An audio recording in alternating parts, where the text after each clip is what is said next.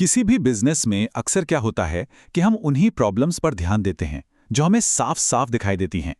लेकिन जरा सोचिए, क्या हो अगर सबसे बड़ी रुकावट, सबसे बड़ी प्रॉब्लम हमारी नजरों से छिपी हुई हो। आज हम ऐसी ही एक अनदेखी चुनौती और उसके समाधान को समझने की कोशिश करेंगे। इस सवाल पर एक पल के लिए रुककर सोचिए। क्या हो अगर जो चीज काम को धीमा कर रही है वो कोई इंसान या कोई मशीन नहीं, बल्कि एक ऐसा सिस्टम हो जो दिखता ही नहीं, जो कहीं लिखा हुआ नहीं है, बस आदतों में चलता आ रहा है। इसी को हम कहते हैं अदृश्य वर्कफ्लो। और यकीन मानिए, ये लगभग हर कंपनी में, हर टीम में मौजूद है।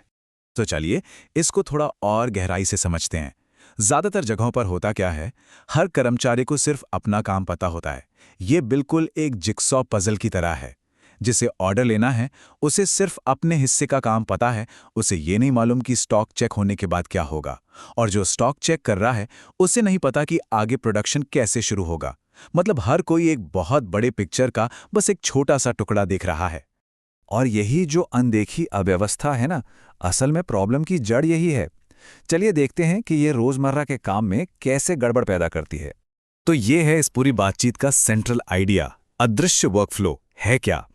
ये वो तरीका है जिससे काम असल में होता है, लोगों की याददाश्त के भरोसे, पुराने ईमेल्स के आधार पर, या बस आदत से। यहाँ कोई एक सिस्टम नहीं है जो बताए कि अच्छा अब अगला स्टेप ये है या ये काम यहाँ पर फंसा हुआ है। सब कुछ जैसे हवा में है। और इस अदृश्य सिस्टम से जो परेशानियां आती हैं वो काफी बड़ी हैं। काम लोगों की मेमोरी पर निर्भर करता है।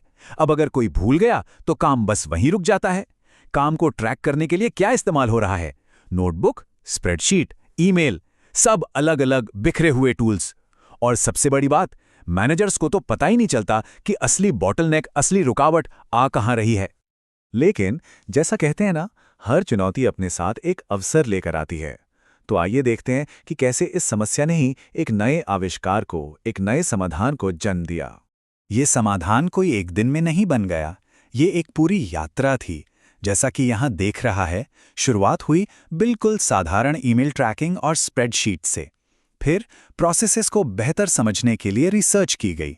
धीरे धीरे स्प्रेडशीट के अंदर ही नियम बनाए गए और फिर गूगल फॉर्म्स को भी जोड़ा गया। लेकिन यहीं पर कहानी में एक बड़ा मोड़ आया।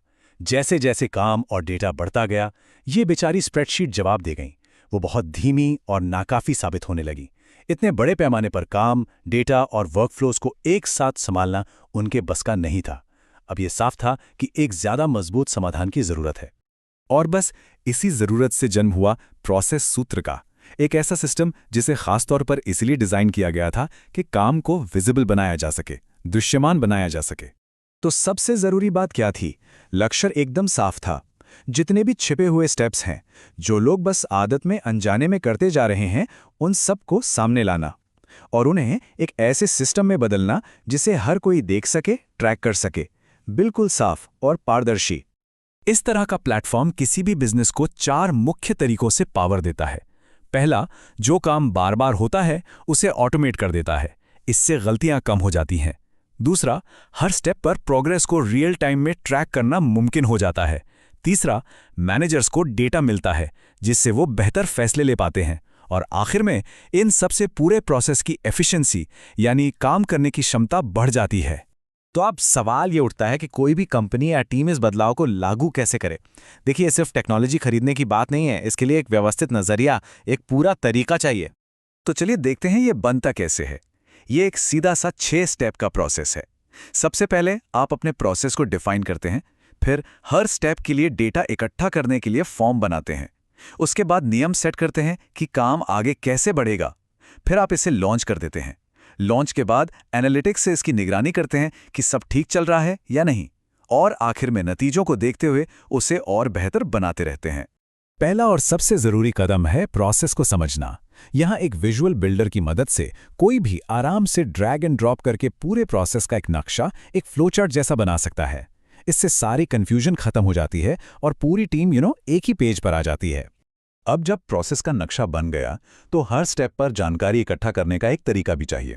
तो यहाँ बिना किसी कोडिंग के हर स्टेज के लिए कस्टम फॉर्म बनाए जा सकते हैं। इससे ये पक्का हो जाता है कि सही समय पर सही डेटा इकट्ठा हो रहा है। और फिर जब सिस्टम लाइव हो जाता है, तब असली जादू शुरू होता है। निगरानी के चरण में एक सेंट्रल डैशबोर्ड से सब कुछ साफ साफ दिखता है। कौन सा काम समय पर है, कहाँ देरी हो रही है और कौन सी टीम सबसे अच्छा प्रदर्शन कर रही है, सब कुछ रियल टाइम में। इस तरह के सिस्टम को अपनाने का फायदा सिर्फ एफिशिएंसी बढ़ाने तक नहीं रुकता। नहीं, इसका असर, इसका प्रभाव पूरे संगठन के काम करने के तरीके और कल्चर पर पड़ता है। और ये सिर्फ किसी एक डिपार्टमेंट के लिए नहीं है।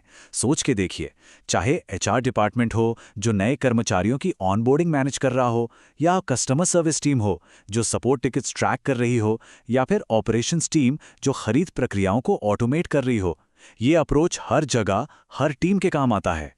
इसके पीछे की साइंस भी बड़ी दिलचस्प है। देखिए, जब सिस्टम सब काम याद रखता है तो कर्मचारियों के दिमाग से मेंटल लोड कम हो जाता है, तो वो बेहतर फैसले ले पाते हैं, गलतियां कम करते हैं। और जब टीमों को ये दिखता है कि उनका काम दूसरों को कैसे प्रभावित कर रहा है, तो सहयोग अपने आप बढ़ जाता है, देरी कम हो जाती है। ये असल में ऑफिस के काम में मैन्युफैक्चरिंग इंडस्ट्री के जो सिद्ध सिद्धांत हैं उनको लागू करने जैसा है, जहां इंसानी दिमाग और मशीन ऑटोमेशन मिलकर बेहतरीन नतीजे देते हैं। तो चलिए इस बातचीत को एक सवाल के साथ खत्म करते हैं। जरा अपने काम करने के तरीके के बारे में सोचिए। ऐसी कौन सी प्रक्रियाएं हैं जो बस आदतों और याददाश्त के भरोसे चल रही हैं? आपकी दुनिया में वो कौन सा अनदेखा वर्कफ्लो है जो बस देखे जाने का इंतजार कर रहा है?